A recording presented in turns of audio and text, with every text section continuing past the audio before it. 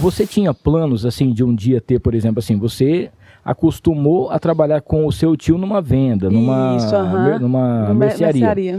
Você pensava assim, eu quero ter a minha mercearia ou não? Eu quero ter algum outro... não, na verdade, quando eu era criança, eu tinha 3 sonhos, né? Era ser atriz de novela, nada a ver. Ser atriz, jogadora de vôlei ou ser polícia federal. Meu Deus do céu. Quando eu era criança, era meu sonho, viu? Um desses 3 eu queria realizar. Porém, quando a gente é criança, a gente não tem noção, né? Mas aí quando você falava assim, por exemplo, assim, vôlei porque você via os jogos... Isso, eu via aqueles jogos, então eu ficava encantada, aquelas mulheres jogando, né? E eu ficava muito encantada. E como que seria, vamos supor assim, uma Dani Muniz como policial federal, assim? Misericórdia, hoje eu não me vejo. Você é muito brava, né?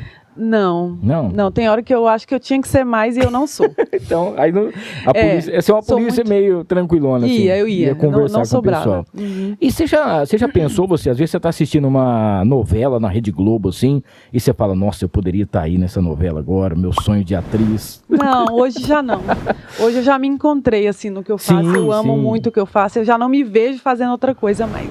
Era sonho de... É porque antes também era o seguinte, né? Eu não sei se isso acontecia. Lá em casa era assim, gente. Lá em casa, a gente tinha uma televisão Telefunken, que era as mais antigas, e era preto e branco, e a tela a gente comprava no Mascate, que era uma colorida.